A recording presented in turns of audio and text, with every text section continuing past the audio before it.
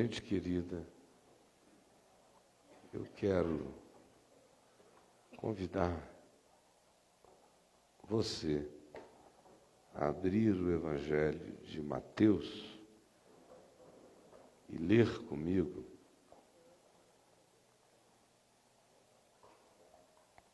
no capítulo 12,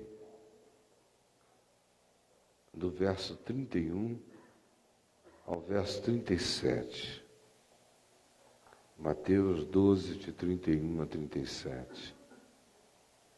Por isso vos declaro, disse Jesus, em face da blasfêmia dos religiosos que diziam que ele expulsava demônios pelo poder de Satanás, de Belzebu. Então, em face disso, em razão disso, Jesus disse: vem esta minha declaração. Todo pecado e blasfêmia serão perdoados aos homens. Todo pecado e blasfêmia serão perdoados aos homens. Você pode ler isso comigo em voz alta, só essa frase?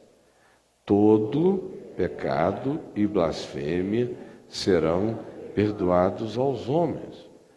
Significa dizer que todo pecado e blasfêmia serão perdoados aos homens. Isso é extraordinário. Todo pecado e blasfêmia serão perdoados aos homens. E aí Jesus prossegue. Lembrem-se, num ambiente de teólogos, escribas, fariseus, autoridades do templo, donos dos dogmas, senhores dos aplicativos das exigências humanas declaradas em nome de Deus sobre os que se submetiam a tais opressões. É nesse ambiente que Jesus diz isso. É para esse pessoal, faz de conta que aqui só tem teólogo, escriba, fariseu, autoridade do templo, inquirindo a Jesus, e Jesus tinha acabado de expulsar um demônio de uma pessoa, e eles se levantaram e disseram: não é Deus, não. Ele expulsa demônios pelo poder de Belzebu, do maioral dos demônios. Isso é conluio com as trevas, é magia negra.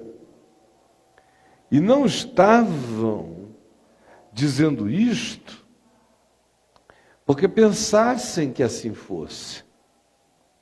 Não havia um pingo de sinceridade na declaração. Era apenas anti-marketing, era contra-informação, era tentativa de sabotamento deliberado do que estava sendo construído como fé no coração dos outros, fé que convergia para uma pessoa sobre a qual eles não tinham controle, domínio, ascendência. Portanto, não interessava nem um pouco a eles que o eixo do poder fosse desviado deles ou da instituição que eles representavam, e no coração do povo se plantasse e se fixasse em observação desejosa de obediência à pessoa de Jesus. Isso não podia acontecer.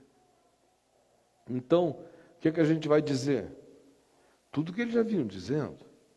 Isso é um samaritano doido, ninguém conhece a origem desse cara, isso é um suicida maluco, é um prostituto, é amigo de publicanos, de pecadores, é um glutão, é um ente dionísico, orgiástico. Eles vinham inventando tudo que eles queriam acerca de Jesus. É herege, tudo. Só que nesse dia Jesus acaba de expulsar um demônio, o homem se recupera, fica curado. E eles disseram: é magia negra. E isto, como eu disse, não em razão de ignorância, mas com lucidez, sabendo que não era. Sabendo que ali estava Deus, sabendo que ali havia manifestação do reino de Deus, sabendo que o que ali existia era a pureza das purezas, só que livre, incontrolável, ingovernável, inadministrável, não suscetível à opinião de ninguém, solto como vento, indo aonde queria, vindo de onde bem desejasse, sob os auspícios de ninguém, portanto, insuportável para eles terem que lidar com uma manifestação divina que não se referencia pelo templo, nem pela teologia vigente, nem pelos estudos acadêmicos, nem pelas liturgias religiosas, nem pelas importâncias políticas dos representantes religiosos, por nada. Então, se o deixarmos, era o pensamento deles, é óbvio que todos vão ver a genuinidade absoluta disso. Então iniciam todos os trabalhos, eles contratam malandros para falarem coisas, inventam histórias, exploram pessoas a eles endividadas, no sentido de que cumpram papéis antagônicos a Jesus, só para criar celeumas. A leitura dos evangelhos vai mostrando todos esses ardis. Mas agora, nesse momento aqui, eles chegaram numa hora que Jesus disse: aí vocês passaram a linha do normal, do aceitável. Porque todo pecado, seja ele fruto de deliberação,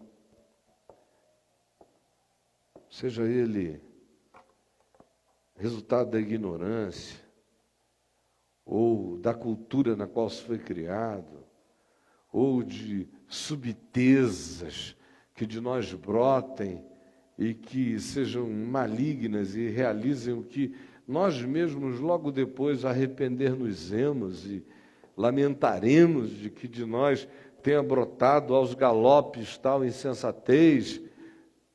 Seja o que for, pecado é normal dentro da natureza caída da humanidade.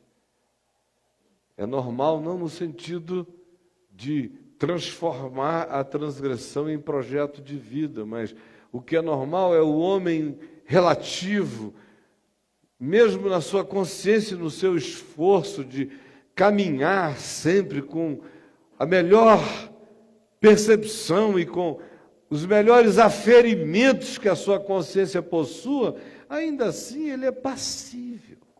Todos nós somos passíveis de tropeços, erros, equívocos, interpretações erradas, opiniões equivocadas, tanta coisa, o que nós todos sabemos. Mas ainda recai dentro de um limite.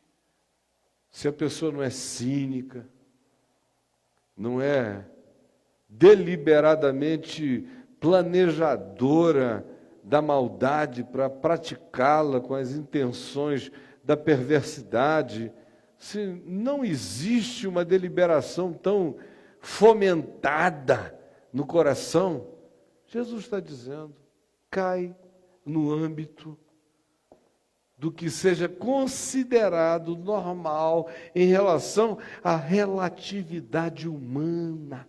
Por isso, todo pecado e blasfêmia proferidos pelos homens são perdoados. Porque ai de nós se não fossem, todos eles já estão perdoados. Aí ele diz, exceto o pecado que vocês estão pecando contra o Espírito Santo. Vocês olham para mim, vocês sabem quem eu sou, e com isso ele não dizia, vocês sabem que eu sou Deus, Não, isso aí já é evolução da percepção de quem ele fosse.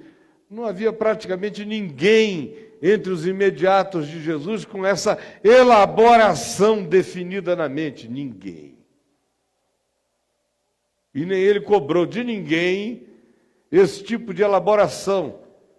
Ele só esperava, era com a luz que o cara teve, conforme tinha entendido, que chegasse com todo o coração.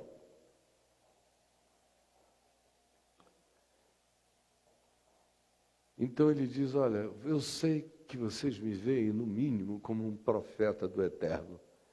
Eu sei que vocês me veem, no mínimo, em equivalência com João Batista, só que um passo além, anunciando o reino de Deus. Eu sei que vocês sabem que o que vaza de mim é graça de Deus, é bondade de Deus, é misericórdia de Deus. Eu sei que vocês sabem que as minhas intenções não são intenções de nenhuma natureza, a não ser da proclamação dessa boa nova. Eu sou o grande otário enviado ao mundo apenas para amar. E vocês já sentiram isso. O que vocês não suportam é que o eixo das afeições mudou. O eixo das obediências voltou-se para mim. O eixo das admirações se posicionou em relação a mim. E vocês se viram marginalizados em relação a essa mudança. E é por isso que, não importando quem vocês saibam que eu sou, eu serei na boca de vocês apenas o que vocês acharem conveniente como detratamento de quem eu seja, aos sentidos do demais. Ele disse, essa é a blasfêmia contra o Espírito Santo. É lúcida e conscientemente atribuir ao diabo o que a gente sabe com certeza que é Deus que está fazendo. Lúcida, fria e deliberadamente.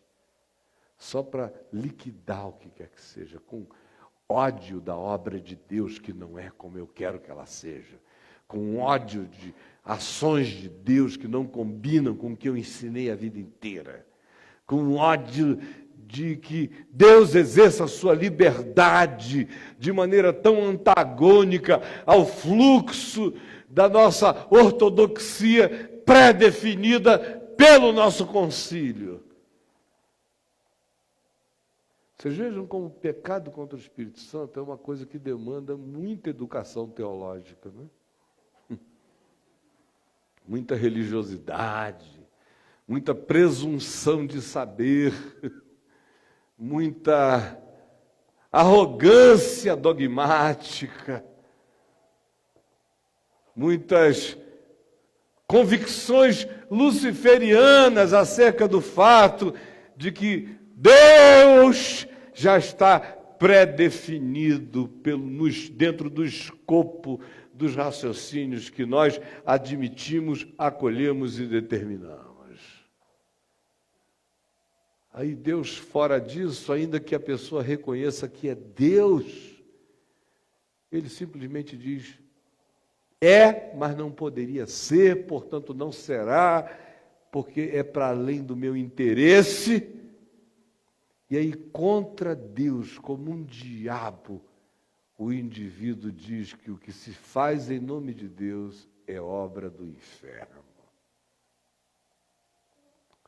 Aí o cara se põe deliberadamente fora da graça de Deus, porque alguém que chega e diz, eu sei que Deus está agindo ali, mas não é como eu gosto de vê-lo agir, e por isso digo, aquilo ali não é Deus agindo, é o diabo agindo. Ao fazer assim, eu me alienei definitivamente. Eu disse que Deus é o diabo, portanto, aonde eu estou, passou a ser o meu lado. E se Deus está lá e eu digo que lá é diabo, onde é que diabo está?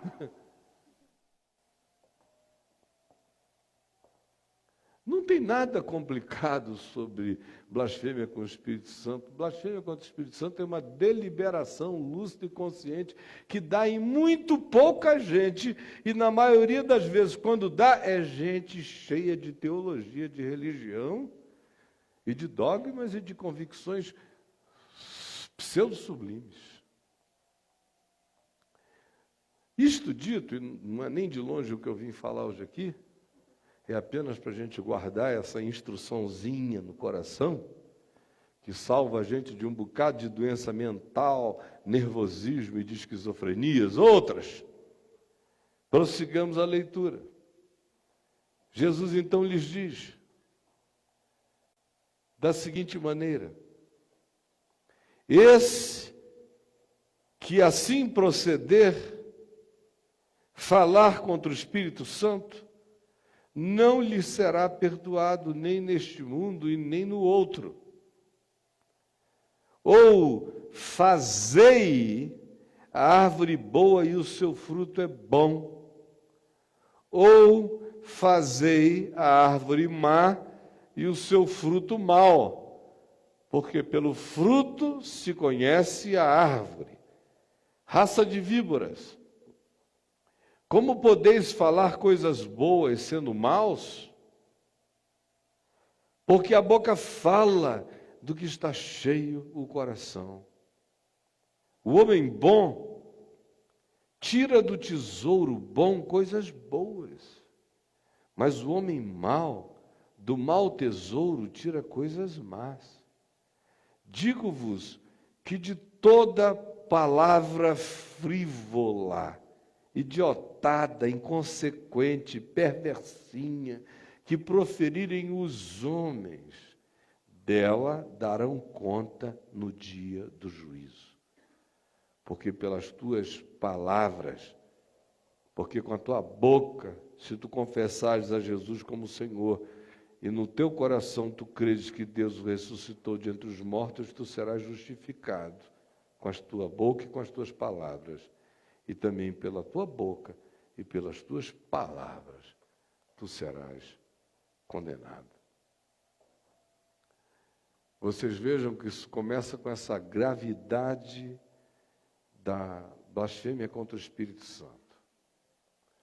Aí evolui, e ele diz, logo em seguida, no verso 33, algo que sempre me chamou a atenção, desde há muitos anos atrás, quando a expressão que ele usa é a seguinte: ou fazei a árvore boa e o seu fruto bom, ou fazei a árvore má e o seu fruto mau, mostrando-nos que existe uma certa artesanalidade, coparticipação, responsabilidade intrínseca do homem no produto do seu fruto apresentado na vida. Você se faz na árvore que você quer ser. Fazei a árvore boa e o seu fruto será bom. Fazei a árvore má e o seu fruto será mau. É estranho, mas até nisto, o Evangelho nos torna coparticipantes e corresponsáveis completamente e totalmente responsáveis ao final acerca de que tipo de produção da nossa vida brota. Ou seja, existe qualquer que pudesse ser, na época de Jesus não era o caso, mas hoje, qualquer que possa ser, a mitificação e o culto da natureza intrínseca, do DNA kármico, da natureza do ser que foi predesignado para produzir maldades, predesignado para produzir bondades. Você vai ter que apelar para quem você quiser, mas para Jesus não dá. Porque ele vem com esse realismo e diz: todo mundo é responsável por quem é, pensa, diz, fala e age. Vem ele e diz: tão responsáveis que pelas tuas palavras, que são as tuas produções, são os teus pensamentos, são as tuas cogitações, são as tuas elaborações, são os teus mundos, as tuas construções, são as tuas palavras, é o teu universo onde tu és Deus. É no ambiente das tuas palavras e dos teus pensamentos, dos seus sentimentos, dos teus desejos, aí aonde eu te constituí, Deus, diz Deus, não te tornes um diabo.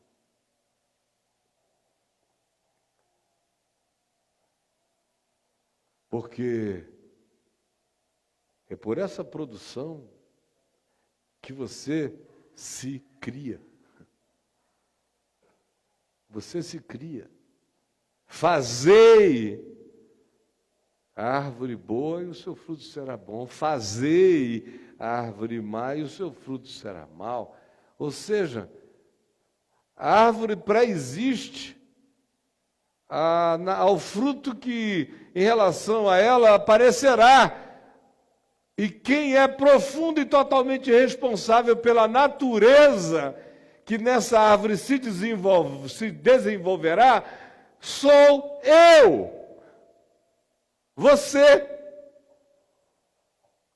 E a matrix desse desenvolvimento é o meu pensamento, aqui chamado por Jesus de palavras.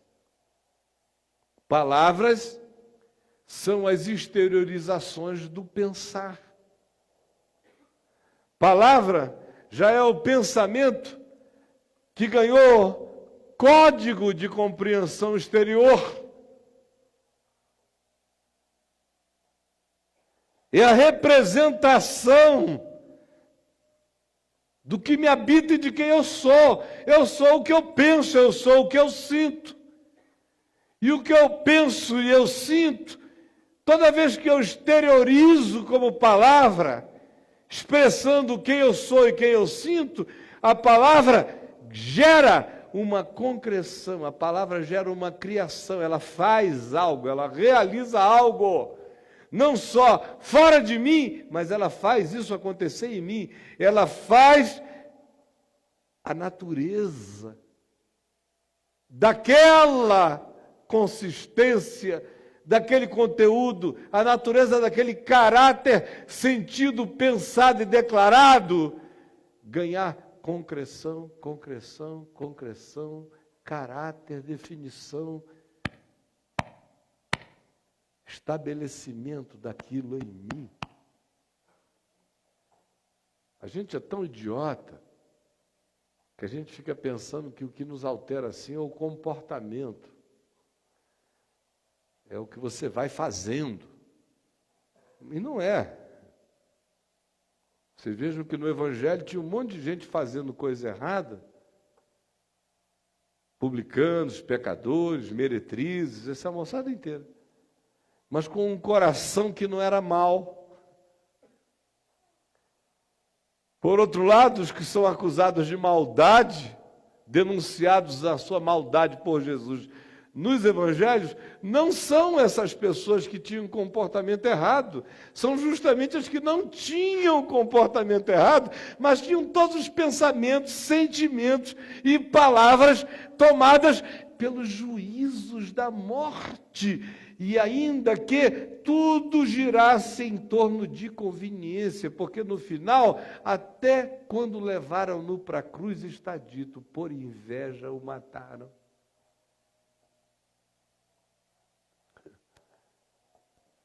Então, o que você e eu fazemos é super importante.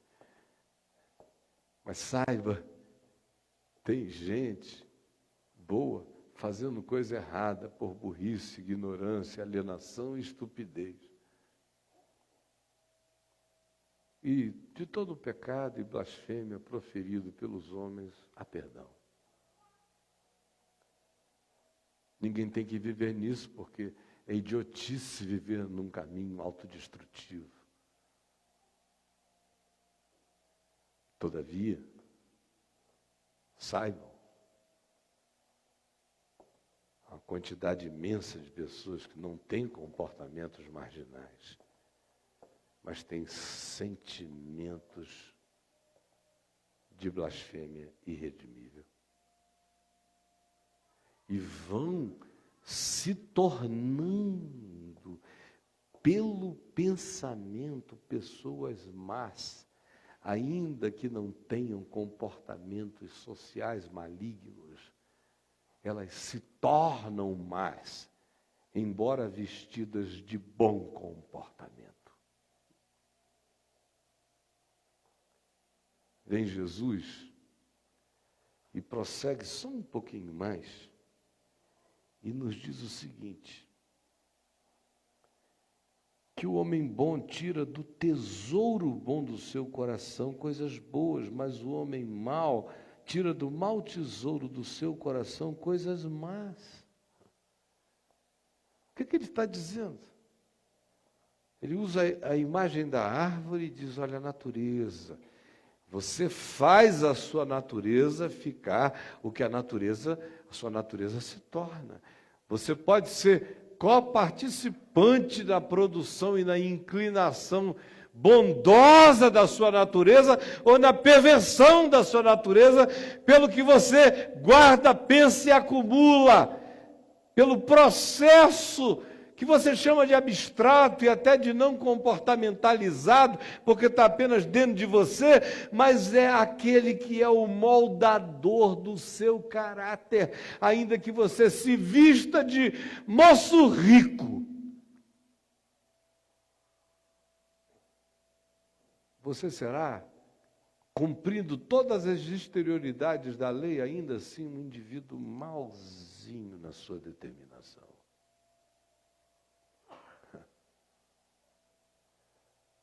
A segunda imagem que ele usa é a do tesouro, do baú guardado.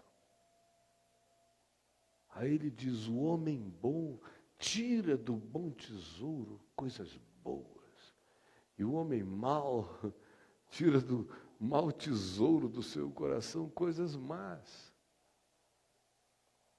E tudo isso vinculado ao processo mental, ao que eu penso, a minha produção subjetiva, ao alimentar dos meus sentimentos. Você para ver quais são os seus processos mentais, de dia e de noite, o que você mais pensa? Você ouve seus pensamentos? Você para e ausculta seus sentimentos? Ou você está tão entupido que você pensa sem ouvir o que pensa, sente sem discernir o que sente, como 90 e tanto% dos humanos no planeta Terra. Passa o dia pensando, sem ouvir o que pensa, sem julgar o que pensa, passa o dia sentindo, sem nem saber o que sente, nem por que sente, apenas prega os sentimentos aonde vai chegando, mas não tem nem relação de causa e efeito entre o que eu estou sentindo e aonde eu aplico o meu sentir. Porque a alienação é total. A estupidez é horrível. No entanto, ninguém faz isso impunemente. Olha aqui para mim. Esse é o teu depósito, meu querido, minha querida. Teu depósito. Nossos pensamentos se arquivam, os nossos pensamentos nos habitam de maneira cumulativa. Não existe o pensamento que você pensou e não repudiou, e que não tenha se tornado um pensamento residualmente acumulado dentro de você. O pensamento que não se torna cumulativo em mim é o que eu identifico, avalio e o tiro de mim lucidamente, dizendo: não há lugar para essa reflexão em mim. Do contrário, basta que eu silencie, ele se torna um valor acumulado. É um depósito que eu tenho dentro de mim. Que Jesus disse, pode ser um bom tesouro, ou pode ser um mau depósito. Depende de quem é o homem. de quem é o homem bom ou o homem mau. O homem bom tira do seu depósito coisas boas, porque ficou acumulado no seu depósito o que de bom ele deixou acumular pela lucidez da acumulação, dizendo: assim eu quero pensar, assim eu quero interpretar, assim eu quero ser, assim eu quero discernir, assim é meu caráter segundo Deus. Mas o homem mau,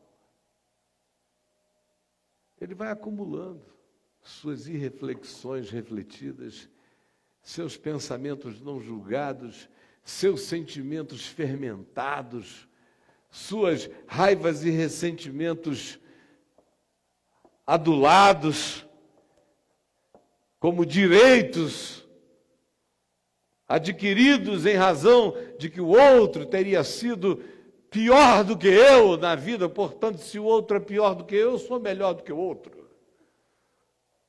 Então, eu tenho mais virtude do que ele, eu sou melhor do que o Maluf, graças a Deus. Jamais roubarei tanto quanto ele, portanto, respeitem a mim, viu? Porque sou mais honesto que o Maluf.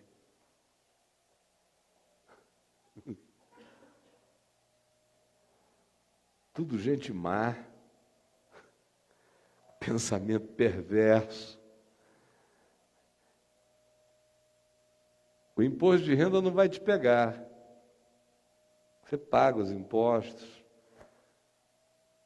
você para no sinal, o Detran não tem nem muito faturamento com você acerca de pardal, porque você não viola. Mas só Deus sabe o que você pensa enquanto se comporta. O que você pensa enquanto não adultera, o que você pensa enquanto não rouba, o que você pensa enquanto não mata, o que você fala, dizendo é melhor falar do que matar, é melhor anarquizar com ele do que ir lá e dar um soco na cara. Aí você vai fazendo, para continuar um cidadão bom, se tornando um ente humano mau.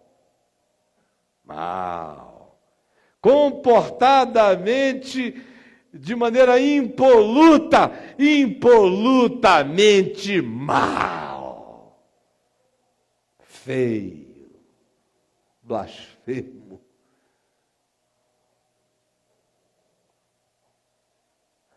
Eu só vim dizer isso. Cada um faça o que quiser com a verdade de Jesus. O diagnóstico está dado. O que ele diz é: fazei. Façam vocês tornarem-se pessoas boas ou mais. Façam vocês a árvore do ser de vocês deliberar pelo fruto da bondade, ao invés de deixarem o fluxo da natureza perversificada de vocês assumir tudo. Decidam. Vocês se tornam quem vocês querem ser no temor do Senhor. Persuadidos pelo temor de Deus, não com justiça própria, não na base do peito, com o coração quebrantado, mas persuadido pelo temor de Deus, eu me quebranto. Não me torno árvore finalizada desse fruto pleno e completado, mas vou me tornando, vou me fazendo, vou me tornando cooperador com Deus. Aonde Deus quer a minha cooperação é no sentido da graça dele na minha vida. A gente fica sempre pensando que cooperar com Deus é mudar para a China e pregar lá. Você quer ser cooperador com Deus? Dá uma mãozinha, cara. Se transforme. Uma mãozinha, bicho. Cala a boca, pelo menos. Para de pensar estupidez. Fica com vergonha da produção fétida do teu raciocínio. ajuda a Deus. Quer ajudar a Deus? Não se meta na vida de ninguém, não se meta na sua. Anteontem à noite eu estava com a Adriana ali e a Helena, nossa netinha, que estava aqui com a gente, viajou ainda agora. E nós saímos juntos para jantarmos e fomos aqui numa quadra dessa, norte, ali numa pastelaria Viçosa, que tem lá um pastel gostoso, caldo de cana, esses negócios. Aí vamos lá, vamos. Aí a gente chegou lá, eu não estava acertando onde era, eu só fui levado lá, eu e a Adriana quase sempre somos levados nos lugares, né? Então não tinha assim uma ideia, mas não, eu sabia, tinha que virar para a direita, lá no fim, ali tem uma complicação naquela quadra lá, 409, tem uma guinada para um lado, e você perder, vai adiante, tem que voltar, enfim. Aí eu parei lá num Vale Parking, num negócio desse, aí o cara não tinha informação, falou, aquele homem ali que está vendendo um filé mignon, aquele filézinho de gato ali na esquina, deve saber que ele é daqui do pedaço. Aí eu cheguei lá, está ele com um avental e mais uns 3 ou 4 amigos assim em volta. Eu falei, ei, gente boa, você sabe, porventura, onde é o lugar assim, assim, assim? Aí ele falou, sei, mas não sei muito bem não, mas aquele ali sabe tudo. Aí tinha lá um outro rapaz sentado, moreno, assim, uns 40 anos. Aí eu falei, você, meu irmãozão, pode me ajudar a chegar lá? Aí ele falou, eu posso. Aí foi olhando assim, me olhou, falou, reverendo Caio Fábio? Aí eu falei, meu irmão, tudo bom? Eu estou querendo comer um pastel com a minha mulher e minha neta. Vou lhe botar lá no pastel, mas antes, não perco nada, viu? YouTube, vem ver TV, não sei o quê, estou em todas. Aí chegou um outro cara, falou, estou reconhecendo a voz. Aí um outro que vinha atravessando a rua, é o senhor de sou. Aí daqui a pouco tinham lá 3, 4 fotografias. Pai, chega a gente e tal. E o moço da barraca, o do filé mignon, de avental, foi ficando assim meio de fora da história, daquela confraria. E eu preocupado com a Adriana e a Helena, digo, não estou entendendo nada do que está acontecendo aqui, eu só queria saber a direção e correr, né? Aí estão lá me segurando. Aí esse primeiro, que disse, reverendo Caio Fábio, virou e falou assim para mim, não perco nada dele, hein? E sou ateu, hein? E sou ateu, hein? Porque, pelo amor de Deus, aqui dá gosto ouvir esse homem. Qualquer bom ateu, depois que ouve, fica assim, satisfeito, dá uma paz danada. É uma coisa maravilhosa, não perco, recomendo para todo mundo, reverendo. Que coisa boa! Aí o cara do aventalzinho chega assim, aí virou, antes disso, ele virou e falou assim para mim, mas eu não sei se o senhor vai ficar triste de eu estar falando isso. Eu falei, não, você está me matando de alegria. Aí ele falou, por quê? Porque eu não creio em Deus? Eu falei, não, cara, é porque Deus crê em ti. Aí ele ficou assim me olhando, eu falei, você não sabia que Deus crê em ti? Se Deus não cresce em ti, você não estava aqui. Então, se você crê em Deus ou não crê em Deus, você e nada é a mesma coisa. Agora, Deus crê em ti. Essa que é coisa boa. Aí já me abraçou, assim, por isso que eu gosto dele. Não sei o que e tal. Aí vem o homem do aventalzinho, entra na parada e diz assim, eu sou batista. Eu falei, ai Jesus, tem misericórdia. Vai acabar com o que está acontecendo aqui. Esses 3 minutos de glória de Deus aqui, o cara vem acabar isso. Eu sou batista. Reverendo, temos que orar por eles. Eu falei, meu amigo, devagar para não atrapalhar o que Deus está fazendo, tá bom?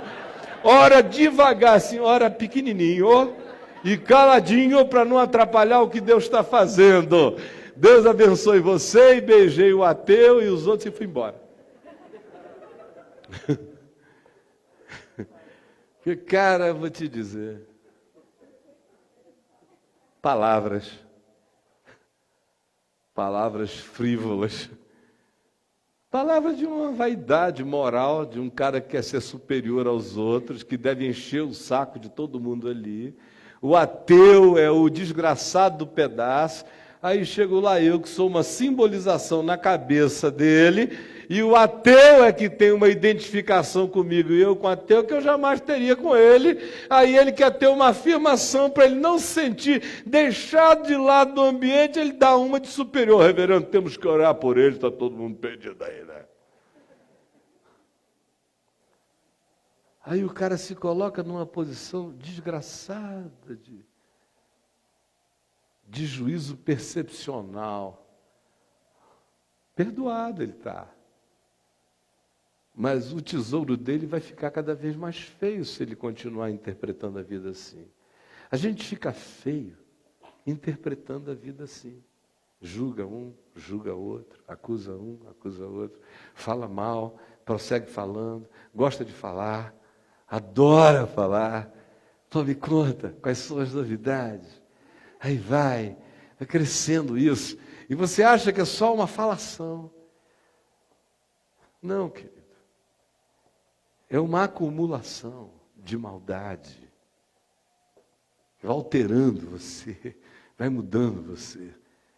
Não vai necessariamente alterar o seu comportamento social, mas vai alterar a sua natureza. Vai fazer você ser árvore ruim. Vai fazer você ser depósito de maldade. O diagnóstico do Evangelho é esse. A decisão de Jesus é: faça você a si mesmo, fazei a árvore, decida pela natureza que você quer ter. Hoje. E seja cooperador de Deus no fazimento dessa construção de consciência, de caráter, de natureza e de tesouro. Escolha o tesouro que você quer carregar. Vamos ficar em pé e vamos orar.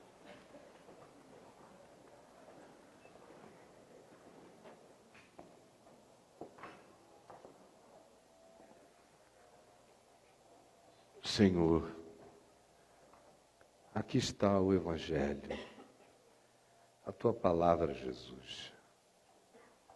Não tenho a menor dúvida que é a Tua palavra, de que nós ouvimos o Espírito de Cristo, o ensino do Evangelho, a verdade acerca da qual não há retoques a fazer, é óbvia como a luz. É óbvia como a luz, é clara.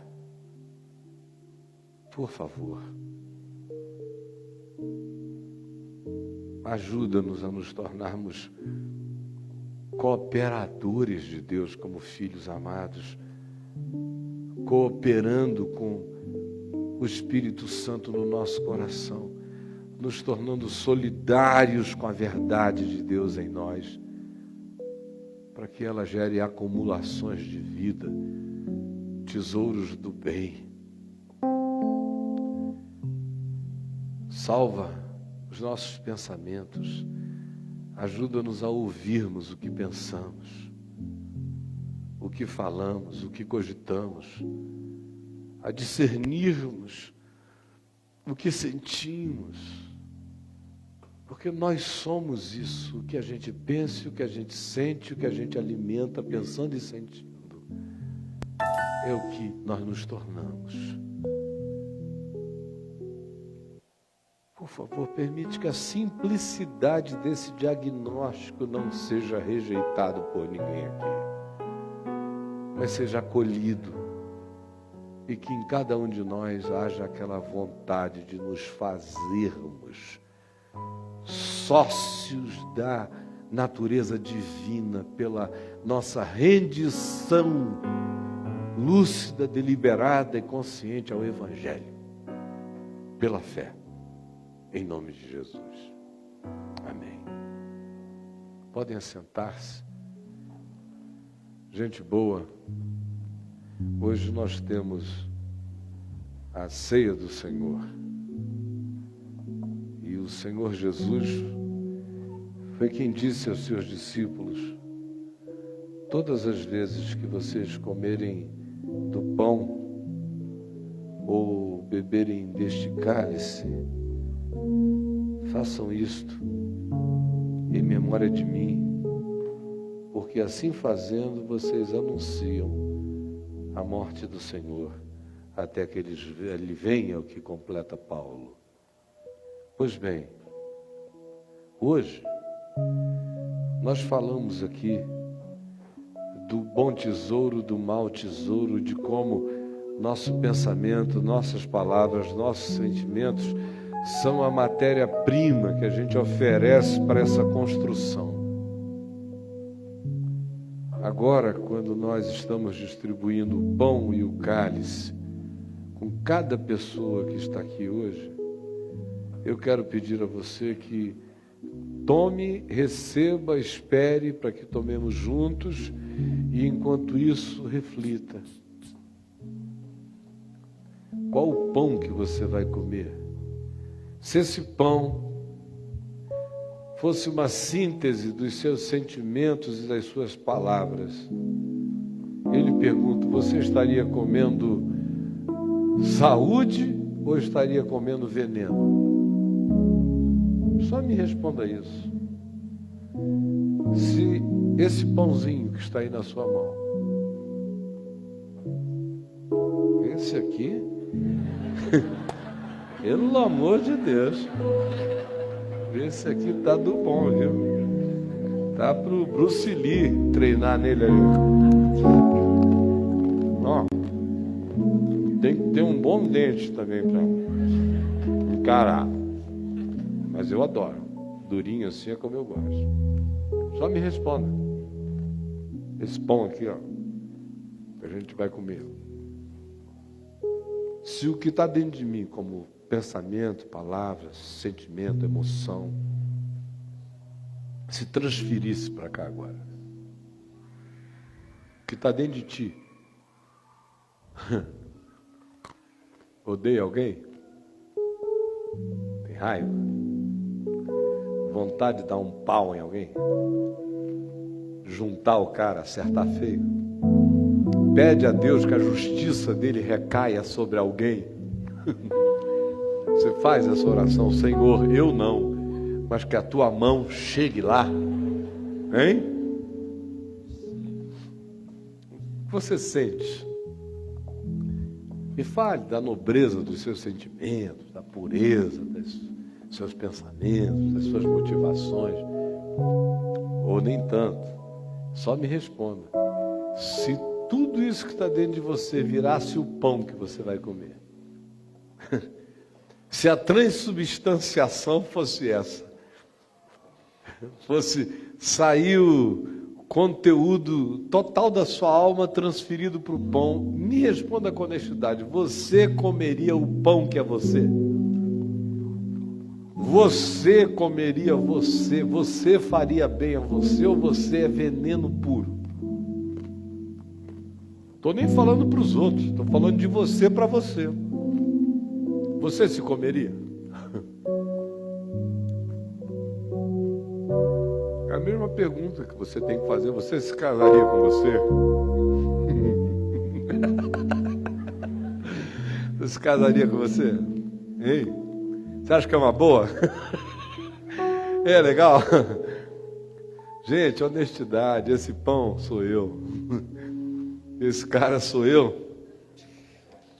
Eu como a mim mesmo.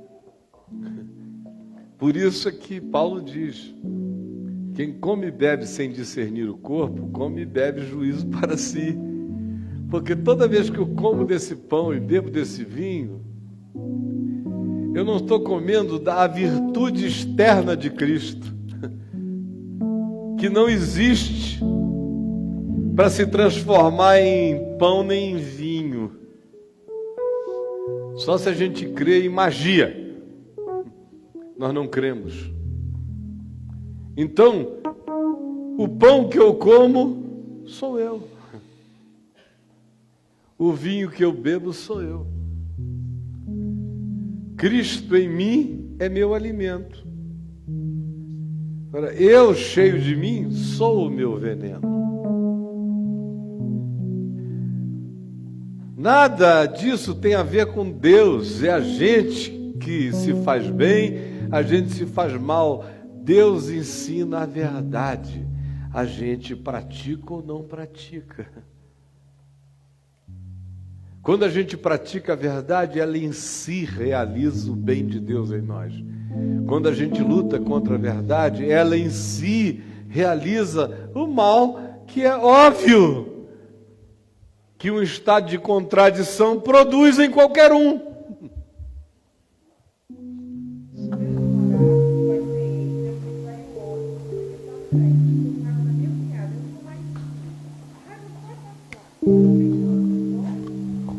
Você quer tomar? Você quer que a raiva passe? Você quer que a raiva passe? Hã? Quer não?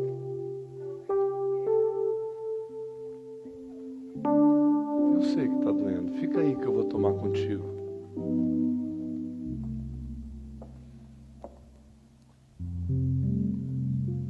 Olha, minha filhinha, deixa eu te falar uma coisa.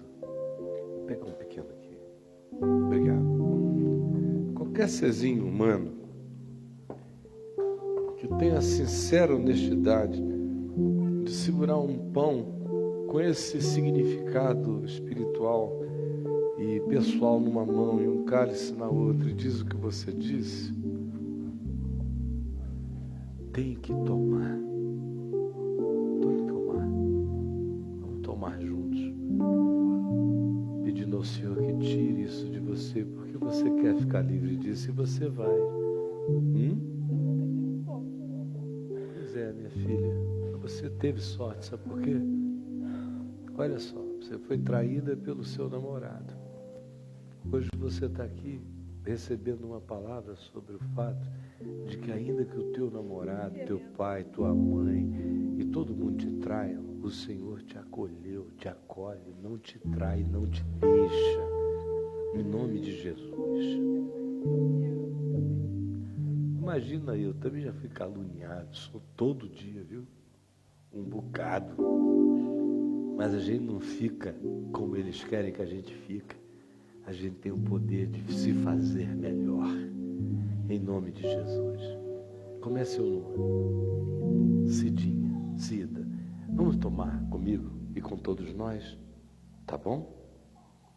E você vai tomar no seu coração dizendo: Jesus, tu sabes como eu estou. Eu não tenho nem força. Mas eu peço que tu, na tua misericórdia, tires de dentro de mim o que eu não quero que fique em mim. Sara no meu coração essa mágoa, essa dor, essa tristeza dessa horrível traição. Está na tua presença. Eu choro essas lágrimas como alívio, consolo e derramo tudo aqui diante de ti, porque tu és bom. E eu vou comer bondade, misericórdia, perdão todos os dias da minha vida. Em nome de Jesus, comamos todos nós junto com a Cida. E você, coma conosco agora, filha.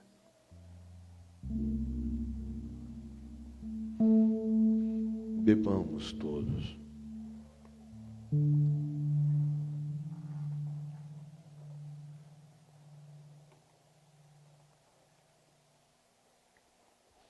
Deus te abençoe, em nome de Jesus. Senhor, tira todo o peso da alma dela agora, misteriosa e milagrosamente. Traz o teu alívio, teu descanso e a paz que excede a todo entendimento, em nome de Jesus. Amém. Deus te abençoe, filha. Por favor.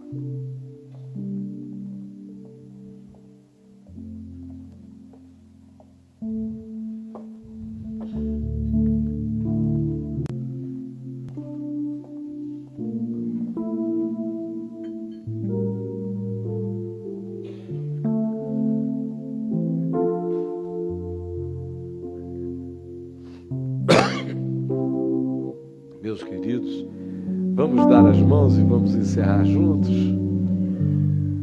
queridos. Vem cá, querido.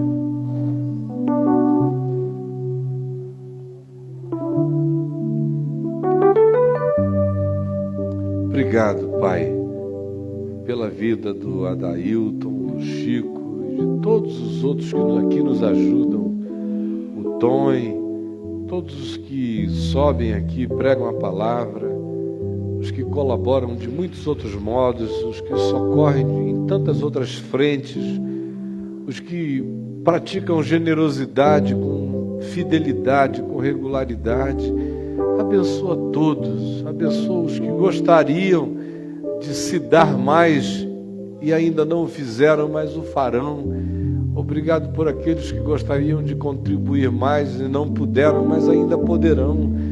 Obrigado porque todas as coisas cooperam e cooperarão para a gente se tornar pessoas mais parecidas com o teu amor. Obrigado pelo tesouro que pode se tornar bom se a gente se tornar gente boa.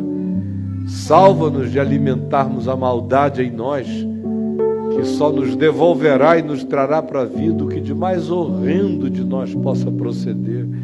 Permite que a tua palavra tenha sido entendida e que o Evangelho vença a maldade em nós, em mim, em cada um de nós, em nome de Jesus. Amém e amém. Paz do Senhor.